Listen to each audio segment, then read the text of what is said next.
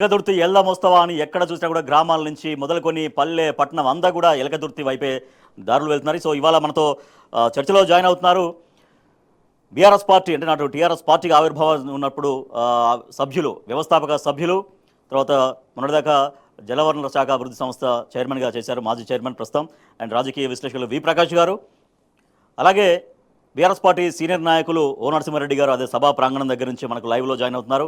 So మరో నాయకులు, యువ నాయకులు ఏనుగుల రాకేష్ రెడ్డి గారు కూడా అక్కడ సభా ప్రాంగణం దగ్గర నుంచి మనకు లైవ్లో జాయిన్ అవుతున్నారు. సో ఇవాళ బీఆర్ఎస్ యొక్క ఒక పండగ రోజు కాబట్టి సో అందరూ కూడా బీఆర్ఎస్ పార్టీ నాయకులు వారి యొక్క అనుభవాలని, తర్వాత రాబోయే రోజుల్లో నాయకత్వం మరింతగా పటిష్టంగా ఎట్లా అందించబోతున్నారో వివరించేందుకు వాళ్ళంతా కూడా మనతో లైవ్లో జాయిన్ అయ్యారు. సో ముందుగా ప్రకాష్ గారు మీతో స్టార్ట్ చేస్తున్నాం. ప్రకాష్ గారు, మీరు వ్యవస్థాపక సభ్యులుగా ఉన్నారు, 2001 దగ్గర నుంచి మీరు వ్యవస్థాపక సభ్యులుగా ఉన్నారు. సో 24 ఏళ్ల ప్రస్థానం, 25 ఏళ్లలోకి ఎంటర్ అవుతున్నటువంటి ఈ శుభ సమయంలో చాలా క్లుప్తంగా, బ్రీఫ్గా ముఖ్యమైనటువంటి సన్నివేశాలు మీ అనుభవంలో మీరు చూసినవి, తెలంగాణ ప్రజలు ఫీల్ అయినవి, అవన్నీ కూడా ఎట్లా గుర్తు చేసుకుంటున్నారు? రాజేష్ గారు, ఇవాళ ఈ శుభ సందర్భంగా తెలంగాణ ప్రజలకు, ఎందుకంటే ఈ పార్టీ నిలబెట్టి తెలంగాణ సాధించి ఒక 10 సంవత్సరాల పాటు బంగారు తెలంగాణ దిశలో వడివడిగా అడుగులు వేసిన పార్టీ అగ్రనేతల దగ్గర నుంచి కార్యకర్తలకు, ప్రజాప్రతినిధులకు, అందరికీ కూడా మీడియా మిత్రులకు శుభాకాంక్షలు చెప్తూ, మగలో పుట్టి పుబ్బలో పోతుందన్న ఈ పార్టీ, చంద్రబాబు నాయుడు లాంటి వాళ్ళు ఎద్దేవా చేసిన పార్టీ, రాజశేఖర రెడ్డి లాంటి వాళ్ళు అపహాస్యం చేసిన పార్టీ ఇవాళ 25వ శుభారంభం, అంటే 25వ సంవత్సరం సిల్వర్ జూబ్లీ ఫంక్షన్ అంటారు. ఇది చేసుకోవడం అనేది చాలా చాలా సంతోషంగా ఉంది. ఎందుకంటే తెలంగాణ వస్తుందో రాదో అనే అనుమానంతో ఎంతో మంది నాయకులు ముందుకు వచ్చినా కూడా ఆదరించని ప్రజలు కేసీఆర్ గారిని తెలంగాణ నాయకునిగా అంగీకరించడమే కాక వారితో కలిసి నడిచి 14 సంవత్సరాలు అనేక ఉద్యమాలలో పాల్గొని ఈ తెలంగాణను సాధ్యం చేశారు. ఇది ఒక గొప్ప అచీవ్మెంట్. ఎందుకంటే చాలా మంది నాయకులు, కొండ వెంకటరంగారెడ్డి, చెన్నారెడ్డి దగ్గర నుంచి ఇంద్రారెడ్డి వరకు ఎంతో మందిని చూసాం. కానీ వాళ్ళను ప్రజలు ఆదరించలేదు. ఆదరించిన సమయంలో తెలంగాణ రాలేదు. రేట్ అంతా కూడా కేసీఆర్ గారికే దక్కుతుంది. చాలా మంది ఆ రోజు ఏమన్నారు, రాజకీయ నిరుద్యోగులే తెలంగాణ నినాదం ఎత్తుకుంటారు, కేసీఆర్ గారు కూడా మంత్రి పదవి ఇవ్వలేదు కాబట్టి తెలంగాణ నినాదం ఎత్తుకున్నారు అన్నారు. అది బట్టి అబద్ధం. ఎందుకంటే ఆయన డిప్యూటీ స్పీకర్గా యాక్సెప్ట్ చేశారు. మంత్రి పదవి ఇవ్వకపోయినా కూడా డిప్యూటీ స్పీకర్గా యాక్సెప్ట్ చేసి 1 ఇయర్ అయిన తర్వాత బషీర్బాగ్లో విద్యుత్ సమస్య మీద 9 వామపక్ష పార్టీలు తీసుకొచ్చిన ఊరేగింపు మీద కాల్పులు జరిపి ముగ్గురిని ప్రభుత్వం పొట్టలు పెట్టుకుంది అప్పుడు చంద్రబాబు ప్రభుత్వం. దానివల్ల ఆయన రియాక్ట్ అయ్యి కరెంట్ ఛార్జీలు తగ్గించకపోతే తెలంగాణ రైతు ఉన్నగోచి ఊడిపోతుందని చెప్పి లేఖ రాసి చంద్రబాబును ధిక్కరించి మా అందరితో కలిసి ఆయన తెలంగాణ సమాలోచనలు జరిపి జయశంకర్ గారి నేతృత్వంలో ఈ తెలంగాణకు ఒక రాజకీయ పార్టీ కావాలి, ఈ రాజకీయ పార్టీ పార్లమెంట్లో ఉన్న అన్ని రాజకీయ పార్టీలను ఒప్పించి ఆ రావాలని చెప్పి ఒక రోడ్ మ్యాప్ ఆయన పక్కా వేసుకున్నారు. ఆయన అనుభవాలన్నింటినీ కూడా బాగా స్టడీ చేశారు. 69లో ఎందుకు విఫలమైంది, ఇందిరారెడ్డికి ఎందుకు జనం కదలలేదు, ఇట్లాంటి అనేక అంశాల మీద కూలంకుషంగా 9 నెలల పాటు చర్చించి ఒక రోడ్ మ్యాప్ తయారు చేసుకొని నాయకత్వం మీద ఒక నమ్మకం కలిగించడం కోసం తనకున్న 3 పదవులను ఒకే రోజు రాజీనామా చేశారు. ప్రజలందరూ ఆశ్చర్యపోయే విధంగా లక్షలాది మందితోని కరీంనగర్లో సింహగర్జన సభ నిర్వహించారు. ఇవన్నీ కూడా చంద్రశేఖరరావు గారి నాయకత్వం పట్ల ప్రజలకు ఒక విశ్వాసాన్ని, నమ్మకాన్ని ఇచ్చాయి. అనేక ఆటుపోట్లు ఎదురైనాయి. ఇదంతా కూడా నల్లేరు నడకేం కాలేదు. ఇది అనేక ముళ్ళ బాటల్లో నడిచాడు. పడి లేచిన కడలి తరంగంలాగా మళ్ళీ పైకేసాడు. తెలంగాణ గమ్యాన్ని ముద్దాడేదాకా కాడి కింద పెట్టనన్నాడు. కాడి కింద పెడితే రాళ్లతో కొట్టి చంపమన్నాడు. ఈ గడ్డ మీద పుట్టిన వాడిని, ఈ గడ్డ మీద పెరుగుతున్న వాడిని, రేపు చస్తే ఈ గడ్డ మీదనే బొంద పెట్టబడేవాడిని, నాకున్న ప్రేమ మమకారం ఈ ప్రాంతం మీద, ప్రజల మీద ఎక్కడో పుట్టిన రాజశేఖర రెడ్డికి చంద్రబాబుకు ఉంటుందా అని చెప్పి ప్రజల గుండెల్లోకి సూటిగా చొచ్చుకుపోయాడు. ఆర్ఎస్ఎస్ నుంచి ఆర్ఎస్యు వరకు ఎవరైనా కూడా ప్రాంతీయ ఉద్యమాలలో కలిసి రావాలని చెప్పి బొంత పురుగునైనా ముద్దు పెట్టుకుంటాను, కుష్ఠవ్యాధి వారినైనా కౌగలించుకుంటానని చెప్పి అనేక ఆ రకమైన సూటి మాటలతోని ప్రజల గుండెల్లో చిరస్థాయిగా నిలిచే విధంగా చంద్రశేఖరరావు గారి నాయకత్వం నేర్పారు. అన్నితర సాధ్యమైన వ్యూహాలతోని, ఎత్తుగడలతోని ఎన్నికలను బహిష్కరించాలనే తెలంగాణ గడ్డ మీద ఎన్నికలను రాజకీయ వ్యూహంగా మలుచుకొని, ఎత్తుగడలుగా మలుచుకొని ప్రతి ఎన్నిక కూడా తెలంగాణను ఒక మెట్టు పైకెక్కించడానికి ఆయన ప్రయత్నం చేశారు. తెలంగాణకు నంబర్ 1 విలన్ అన్న కాంగ్రెస్ పార్టీతోనే 2004లో పొత్తు కలవాల్సిన పరిస్థితి వచ్చింది. ఎందుకంటే తెలంగాణకు అనుకూలమైన ఓటు చీలకూడదు. ఆ రోజుల్లో కాంగ్రెస్ చిన్నారెడ్డి గారి నాయకత్వాన కాంగ్రెస్ ఫ్లాగ్ లో రాట్నం బదులు తెలంగాణ మ్యాప్ పెట్టుకొని మేమే తెలంగాణ ఇస్తామని తిరుగుతున్నప్పుడు ప్రజలు వాళ్ళ భ్రమల్లో కొంతమంది ఉన్నారు. వాళ్ళతో కలవకపోయినట్టయితే తెలంగాణ అనుకూల ఓటు చీలిపోతుంది. రేపు దేశంలో తెలంగాణ రావాలంటే ఏదో ఒక జాతీయ పార్టీతో సంబంధాలు పెట్టుకుంది కాదు అని చెప్పి ఆయన దేశమంతా తిరిగారు. కరుణానిధి గారిని కలిశారు, దేవగౌడ గారిని కలిశారు, మమతా బెనర్జీని, మాయావతిని కలిశారు. ఆ రాష్ట్రాలలో ఎవరు వస్తారు అని చెప్పి కాంగ్రెస్ వస్తుందనే ఒక నమ్మకం వచ్చిన తర్వాత కాంగ్రెస్ తోనే మనం తెలంగాణ సాధించాలని చెప్పి ఒక ప్రీ కండిషన్ గా సోనియా గాంధీ గారు గులాం నబీ ఆజాద్ను పంపిస్తే ప్రీ కండిషన్ గానే తెలంగాణ ఇస్తానంటే మీతో పొత్తు కలుస్తామన్నారు. తెలంగాణ వాళ్ళు ముందుకొచ్చి రెండు రాష్ట్రంలో కేంద్రంలో కూడా మీ వల్లనే మాకు ఇవాళ అధికారం వచ్చింది కాబట్టి మాతో పాటు ఉండమన్నారు. ఉండమని మళ్ళీ ఎప్పటిలాగానే మోసం చేశారు. ప్రణబ్ ముఖర్జీ కమిటీ అనేసి ఆ కమిటీ సాచివేత ధోరణితో 18 వారాల్లో తెలంగాణ ఇస్తామన్న వాళ్ళు 18 నెలలైనా ఇవ్వకపోయేసరికి 2006లో రాజీనామా చేసి మళ్ళీ 5 మంత్రులు కేసీఆర్ గారు, నరేంద్ర గారు రాజీనామాలు చేసి ప్రజాక్షేత్రంలోకి వస్తే తెలంగాణకు రెఫరెండం అన్నారు. కరీంనగర్ ఎన్నికను రాజశేఖర రెడ్డి గారు 2 లక్షల పైన భారీ మెజారిటీతో ప్రజలు గెలిపించారు. తర్వాత కాలంలో మళ్ళీ వెనకడుగు వేసినప్పుడు నిరాహార దీక్ష చేశాడు. మళ్ళీ చంద్రబాబు నాయుడు, రాజశేఖర రెడ్డి రెండోసారి అధికారంలోకి వచ్చాక ఇక ఆ కేసీఆర్ సచ్చుడో తెలంగాణ వచ్చుడో, నాది శివయాత్ర లేకపోతే విజయయాత్ర జరగాలి అని చెప్పేసి ఆ నిరాహార దీక్ష చేసినప్పుడు పోలీసులు అతను అరెస్ట్ చేసినప్పుడు ఆ ప్రజల లోపల వచ్చిన ఆ వెల్లువ సోనియా గాంధీ మెడలు వంచి తెలంగాణను తీసుకొచ్చింది, ఆ ప్రకటన చేయించింది. ఇది కాదు, తప్పనిసరి తెలంగాణ ఇవ్వాలనే, ఇవ్వకుండా ఎన్నికలకు పోకూడదని.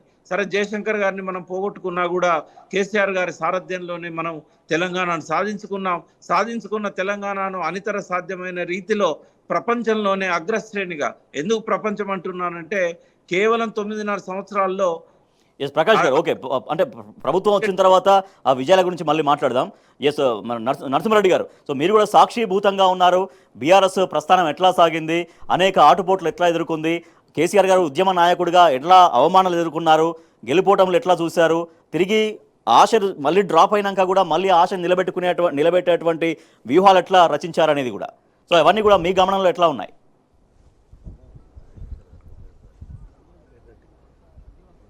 రాజేష్ గారు గుడ్ మార్నింగ్, మిగతా వక్తలందరూ కూడా నమస్తే. ఇప్పుడు చూస్తే నాకే వినబడుతుంది బాబు. మీ వాయిస్ బాగానే ఉందండి, బాగానే వస్తుంది మాకైతే, మాట్లాడండి. కమ్యూనికేషన్ అయితే బాగానే ఉంది. మాకు రివర్స్ వస్తుంది మాకు. ఎస్ ఓకే ఈరోజు మీరు అది టెక్నికల్గా సెట్ చేసుకోండి. ఎస్ అదే ఇది బీఆర్ఎస్ యొక్క ప్రస్థానం అనేది 24 ఇయర్స్ కంప్లీట్ అయిపోయి 25th ఇయర్లోకి ఎంటర్ అవుతున్నటువంటి తరుణంలో సో అందరూ కూడా బీఆర్ఎస్తో ఉన్నటువంటి అనుబంధం, ఆ ఆటుపోట్లు, ఆ గెలుపోటములు, ఆ ఉద్యమ నాయకత్వం నిలబెట్టినటువంటి విధానం అన్ని కూడా మనం గుర్తు చేసుకుంటున్నాం. ఎస్ ప్రకాష్ గారు, ఇందాక మీరు మాట్లాడుతున్నారు దేశంలోనే అగ్రగామిగా, ఆ మాటకు వస్తే ప్రపంచం అంతా కూడా తెలంగాణ వైపు చూసే విధంగా చేయగలిగారు అనేది. సో దాన్ని మీరు ఆ పాయింట్ కంక్లూడ్ చేయండి. ఆదాయాన్ని, రెవెన్యూ ఆదాయాన్ని సృష్టించడానికి 57 సంవత్సరాలు పడితే కేవలం 9.5 సంవత్సరాల్లో 62,000 కోట్ల నుంచి 2 లక్షల కోట్లకు ఆదాయాన్ని పెంచిన చరిత్ర కేసీఆర్ గారిది. ఇవాళ రేవంత్ రెడ్డి గారు ఏమంటున్నారు, ఈ అప్పులకు వడ్డీ కట్టడానికి కూడా సరిపోతలేదు ఆదాయం అంటే. వాస్తవం కాదు అది. ఎందుకంటే 1,50,000 కోట్ల ఆదాయాన్ని పెంచినప్పుడు ఈ నెలకు 3,000 కోట్లు 4,000 కోట్ల వడ్డీలు అసలు కట్టడం అనేది కష్టమేం కాదు. ఇది రేవంత్ రెడ్డి ప్రజలను మభ్య పెడుతున్నాడు. ఎందుకంటే అప్పులు చేయడమే కాదు, ఆదాయాన్ని కూడా బాగా సృష్టించాడు. కేసీఆర్ గారు 4 ఏళ్లలో చేసిన అప్పును ఈయన 1 సంవత్సరంలో చేశాడు. కాబట్టి ఒకటి తెలంగాణ ఆకాంక్షలు అనేటి చాలా మంది అంటున్నారు, మేము అనుకున్న తెలంగాణ సాధ్యం కాలేదని పెద్ద పెద్ద ప్రొఫెసర్లు మాట్లాడుతున్నారు. వాస్తవంగా మేము ఆశించింది ఏంటంటే ప్రతి పంట పొలానికి నీరు రావాలి, గోదావరి కృష్ణమ్మలు మన బీళ్లను తడవాలి, అట్లాగే పసిడి సిరులు పండాలి అని చెప్పి కేసీఆర్ గారు అందశ్రీ గారి పాటలో తన పదాలను చేర్చాడే. ఇవాళ గోదావరి కృష్ణమ్మ నీళ్లతో 85 లక్షల ఎకరాలలో ఇవాళ 3 లక్షల టన్నుల పైన ఇవాళ వరిధాన్యాన్ని పండించిన చరిత్ర కేసీఆర్ గారిది. అదేవిధంగా గ్రౌండ్ వాటర్ ఇవాళ భూగర్భ జలాలు చేతికందే ఎత్తులోకి వచ్చాయి. ప్రతి వాగులో కూడా నీళ్లు పొర్లడం అనేది మన జీవిత కాలంలో మళ్ళీ చూస్తామో లేదో కానీ, ఎందుకంటే గత 9 సంవత్సరాలుగా మనం చూసాం. ప్రతి చెరువు ఎండాకాలంలో కూడా మండు వేసవిలో అలుగు దునకడం అనేది ఎంతో ఆశ్చర్యానికి గురి చేసింది.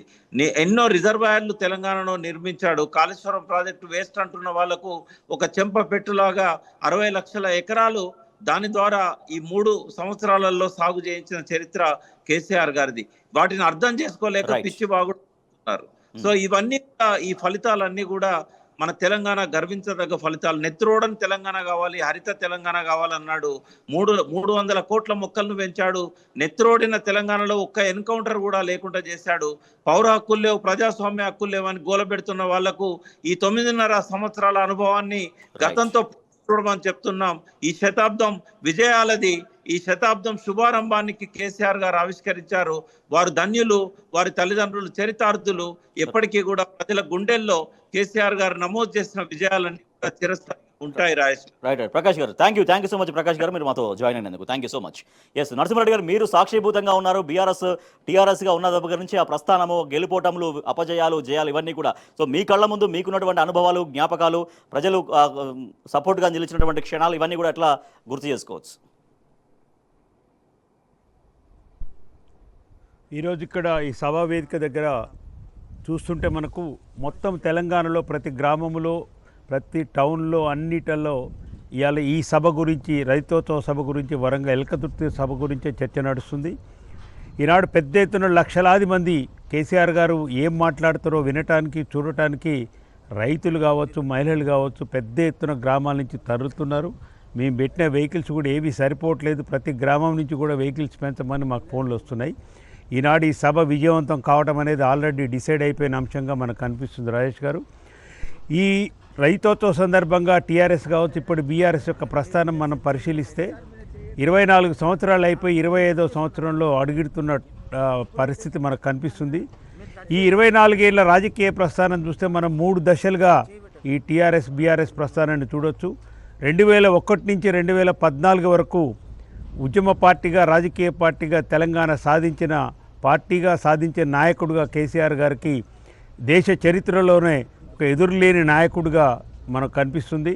రెండవ ప్రస్థానం చూస్తే 2014 నుంచి 2023 వరకు వీళ్ళకు పాలన చేత కాదు, ఉద్యమాలు చేస్తారనే అపవాదు నుంచి మత ఘర్షణలు అయితే ఈ నక్సలైట్లు వస్తారనే ఒక తెలంగాణ ఇమేజ్ని డ్యామేజ్ చేయడానికి చంద్రబాబును చేసిన కుట్రను ఛేదించి ఒక అద్భుతమైన పరిపాలనను ఇచ్చినది మనకు కనిపిస్తుంది. దేశంలోనే అగ్రగామిగా ఇవాళ అన్ని రంగాల్లో ఆ 10 సంవత్సరాల పాలన మనకు కనిపిస్తుంది. ఒక స్వర్ణయుగంలాగా కేసీఆర్ గారి పరిపాలన ఉందని ఇప్పుడు ప్రజలు ఫీల్ అవుతున్నారు. మూడో ప్రస్థానం మనం చూస్తే 2023 నుంచి 16-17 నెలల్లో ప్రజలు ఇచ్చిన తీర్పుని శిరసావిస్తూ ఒక ప్రధాన ప్రతిపక్షంగా ప్రజలు ఇచ్చిన బాధ్యతను చాలా బాధ్యతాయుతంగా చేస్తూ 16 నెలల్లో ఈ ప్రభుత్వం చేస్తున్న అక్రమాలను, నిర్బంధాన్ని ఎదుర్కొంటూ పేద ప్రజల వైపు ప్రజలే కేంద్రంగా పనిచేస్తున్న ప్రస్థానం మనం మూడో ప్రస్థానం చూస్తున్నాం. మొదటి దాని గురించి 2001 నుంచి 2014 వరకు ప్రకాష్ గారు చాలా వివరంగా వివరించినారు. అని ఒక్కటే ఏంటంటే ఈరోజు కాంగ్రెస్ నాయకులు కూస్తున్న కారు కూతలు, చంద్రబాబు చేస్తున్న కుట్రలు మనం చూస్తే 2001లో అప్పటి ముఖ్యమంత్రిగా చంద్రబాబు ఉన్నాడు. పైన బీజేపీ ఈయన ఆడిస్తున్న ప్రభుత్వము, కేంద్ర ప్రభుత్వం వాజ్పేయి గారు ప్రధానిగా ఉన్నారు. ఒక నరహంతక పాలన ఆ రోజు చంద్రబాబు నాయుడు చేసేది. ఎటు చూసినా ఎన్కౌంటర్లు, యువకులను తీసుకుపోయి కాల్ చేస్తున్న పరిస్థితి. తెలంగాణ అంటేనే ఇది నిషేధించ పదమని అయాల అసెంబ్లీలో సాక్షాత్తుగా మనం విన్నాం. ఇదే వరంగల్ నుంచి, మేము కూర్చున్న వరంగల్ నుంచి, ఎలకతుర్తి నుంచి వరంగల్లో అప్పటిప్పుడు వినయ్ భాస్కర్ గారి యొక్క అన్న ప్రణయ్ భాస్కరు టీడీపీ అంటే పాలకపక్షం యొక్క ఎమ్మెల్యేగా ఉన్నాడు ఆయన వరంగల్ నుంచి. ప్రణయ్ భాస్కర్ గారు ఏదో ఒక టైంలో అసెంబ్లీలో యనమల రామకృష్ణుడు గారు స్పీకర్గా ఉన్నారు, చంద్రబాబు నాయుడు ముఖ్యమంత్రి ఉన్నాడు. తెలంగాణ వెనుకబడ్డ ప్రాంతం, మా తెలంగాణకు ఏదో ఇవ్వమని ఒక తెలంగాణ అన్నందుకు వెంటనే యనమల రామకృష్ణుడు బెల్ కొట్టి, ఇంకొకసారి నువ్వు ఈ అసెంబ్లీలో కనుక తెలంగాణ అనే పదాన్ని వాడితే నిన్ను ఎక్స్పెల్ చేస్తాం, సస్పెండ్ చేస్తామని బెదిరించి కూర్చోబెట్టిన పద్ధతి. అంటే ఆనాడు 2001లో రాష్ట్ర అసెంబ్లీలో, ఉమ్మడి రాష్ట్రంలో తెలంగాణ అనే పదం మాట్లాడితే బహిష్కరిస్తాము, ఎక్స్పెల్ చేస్తామన్న పరిస్థితి మనకు అలా కనిపించింది. అలాంటి పరిస్థితి నుంచి ఈ విద్యుత్తు కోసం పెంచిన ఛార్జీల కోసం రైతులను చంపిన తర్వాత కేసీఆర్ గారు చెల్లించిపోయినారు. ఇక లాభం లేదు, ఈ సమైక్య రాష్ట్రంలో ఇక్కడ రైతులకు ఎవరికి న్యాయం జరగదని చెప్పి 2021 ఏప్రిల్ 27 నాడు టీఆర్ఎస్ పార్టీని స్థాపించడం జరిగింది. అనేక అవమానాలు, అనేకమైన అపహాస్యాలు చేసినారు. ఈ పార్టీ ఉండదని చెప్పినారు. ఒక పెద్ద కుట్ర 2000 కోట్ల చంద్రబాబు నాయుడు చేసింది ఏంటంటే, వెంటనే టీఆర్ఎస్ పార్టీ ఏర్పడగానే స్థానిక సంస్థల ఎన్నికలు తెచ్చి దీంట్లో టీఆర్ఎస్ పార్టీ గెలవకుండా చూసి ఇక ఈ పార్టీ పని అయిపోయిందనే కుట్ర చేసినాడు. కానీ 2000 కోట్లలో కేసీఆర్ గారు సైకిల్ మీద ప్రచారం చేసి మళ్ళీ మీరు మాట్లాడదాం. రాకేష్ రెడ్డి గారితో కూడా మాట్లాడదాం. సో ఈ సబ్జెక్ట్ మళ్ళీ మీరు కంటిన్యూ చేద్దాం నెక్స్ట్ రౌండ్లో. ఎస్, రాకేష్ రెడ్డి గారు, సో మీరు ఒక యువ నాయకులుగా ఇవాళ ఉన్నారు. సో విద్యార్థుల సమస్యలు కావచ్చు, అనేక నిరుద్యోగుల సమస్యలు కావచ్చు, పార్టీ పక్షాన మీరు కూడా ఎండగడుతూ వస్తున్నారు. సో ఇవాళ బీఆర్ఎస్ రజతోత్సవ సభలో కేసీఆర్ గారి ప్రసంగంలో కావచ్చు, పార్టీ శ్రేణుల్లో కావచ్చు, ఎటువంటి ఉత్సాహం నింపే అవకాశం ఉంది? యువకుల్లో, నిరుద్యోగుల్లో ఒక ఆత్మవిశ్వాసం మరింతగా పెంపొందించే దిశగా బీఆర్ఎస్ పార్టీ ఎట్లా ముందుకెళ్తుంది?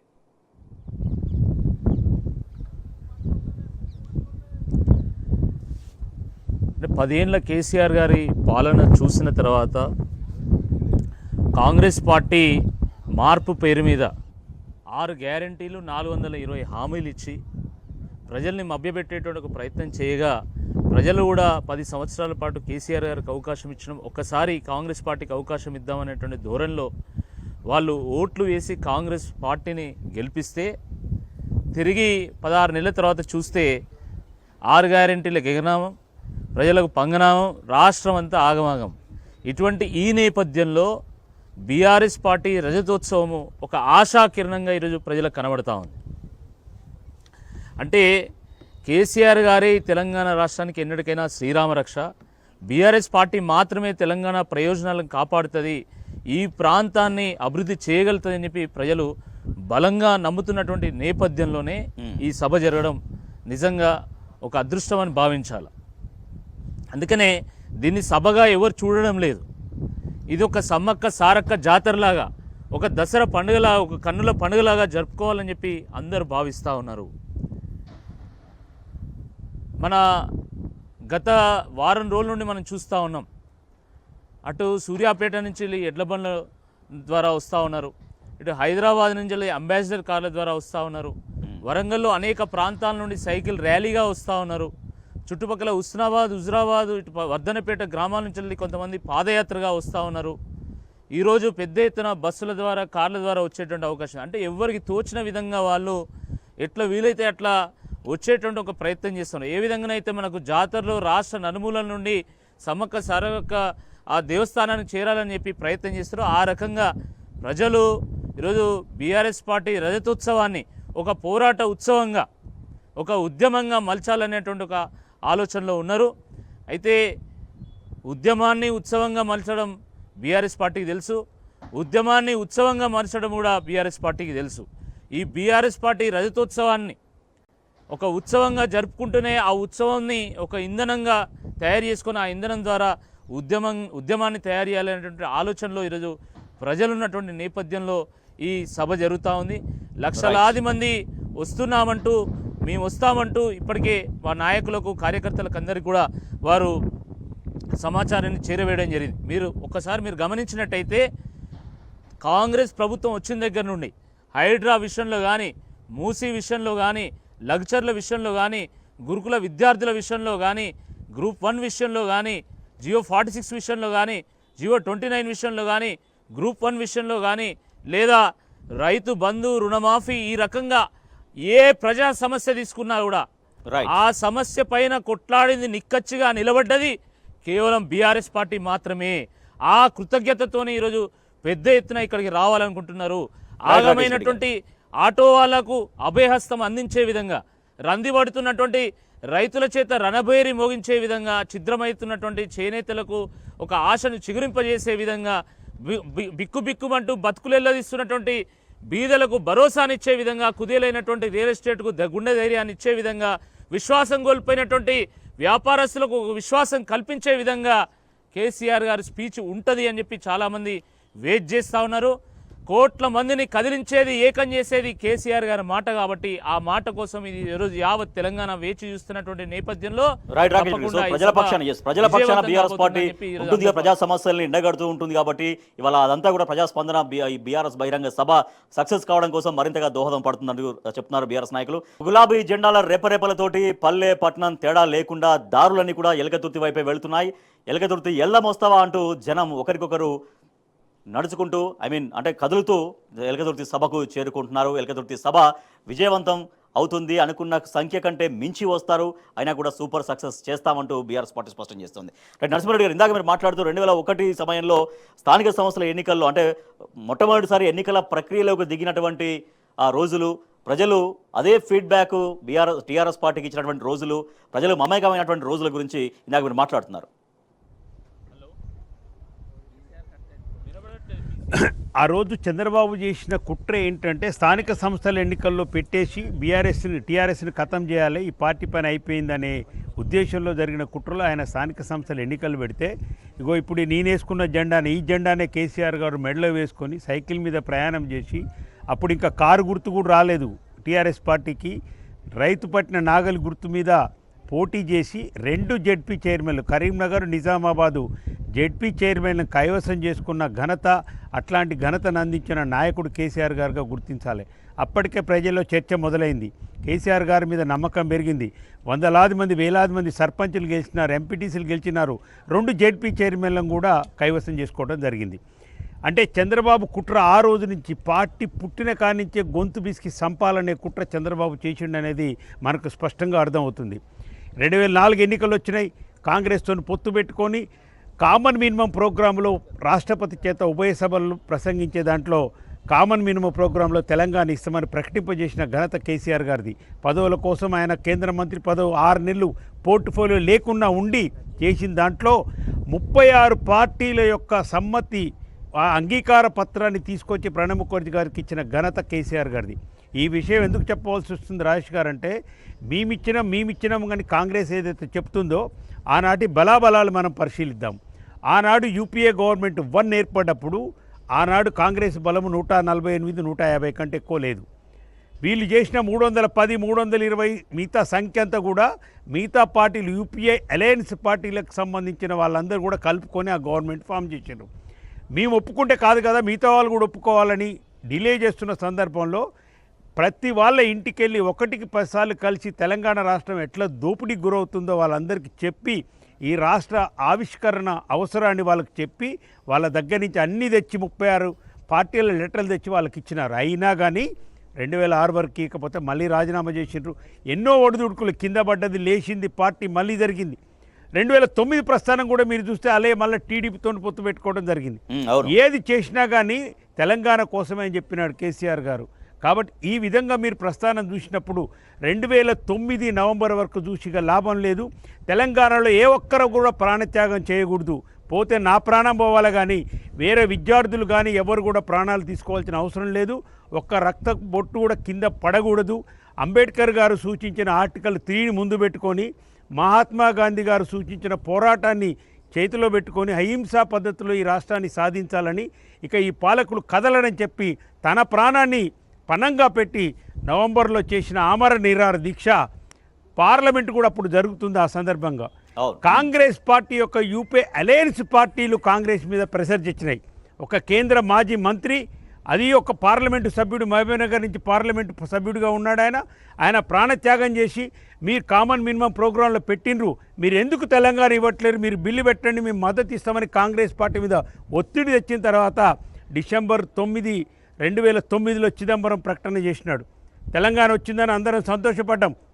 ఇదే మళ్ళా కాంగ్రెస్ పార్టీ ద్రోహం చేసి డిసెంబర్ 23, 2009లో మళ్ళీ ప్రకటన వెనుకకు తీసుకున్నట్టుగా మనకు ప్రకటించడం చూసినాం. కాంగ్రెస్ పార్టీ నైజమే మొదటి నుంచి తెలంగాణ ప్రజలకు ద్రోహమే. అసలు 53లో కలిపిందే కాంగ్రెస్ పార్టీ, వద్దంటుంటే తీసుకుపోయి ఆంధ్రప్రదేశ్లో కలిపి 56 ఇచ్చేసినారు. 53 నుంచి వ్యతిరేకించినాం. 69లో 369 మంది విద్యార్థుల బలిని తీసుకుంది కాంగ్రెస్ పార్టీ. 71, 72 ఎన్నికల్లో 14 ఎంపీలు ఉంటే 11 ఎంపీలు టీపీఎస్ పార్టీకి పారగుర్తు కోటేసి గెలిపించిన ఘనత వాళ్ళ ఆకాంక్షల్ని తెలంగాణ Yes, ప్రజలు నరసింహ గారు, మీరు తెలియజేస్తున్నారు. చెప్తున్నట్టుగా కాంగ్రెస్ అయినా పార్టీ ఎట్లా ఇచ్చిందా మరి మోసం కాంగ్రెస్ చేసింది, పార్టీ? ఆ మోసం వల్ల తెలంగాణ ఎట్లా వెనుకబాటుకు గురైందని డీటెయిల్ గా మనం మాట్లాడదాం. ఎక్కడ చూసినా చెలో వరంగల్, చెలో ఎల్కతుర్తి, ఇదే దారులన్నీ కూడా గులాబీ జెండాల రేపరేపలతో పూర్తిగా గులాబీమయమైపోయినాయి. ఎస్ రాకేష్ రెడ్డి గారు, సో ఒక మనిషి జీవితంలో 25th ఇయర్లోకి ఎంటర్ అవుతున్నారంటే ఒక నిత్య యవనులుగా చూస్తారు, ఒక నిత్య యవనం అంటారు, ఒక నవ యవనం అంటారు 25th ఇయర్స్ని. 25 ఏళ్లను ఒక నవ యువప్రాయంగా అంటారు. సో అదే ఇవాళ పార్టీ కూడా ఎట్లా ఆపాదించి నవ ఉత్సాహం అనేది ఎట్లా రాబోయే రోజుల్లో కొనసాగించబోతోంది. ఈ 1 year కాలం పాటు ఈ రజతోత్సవ వేడుకలు నిర్వహించబోతోంది బీఆర్ఎస్. సో ఇంత ఉత్సవం, ఇంత ఉత్సాహం కార్యకర్తల్లో, శ్రేణుల్లో, ప్రజల్లో ఎట్లా కొనసాగించబోతున్నారు?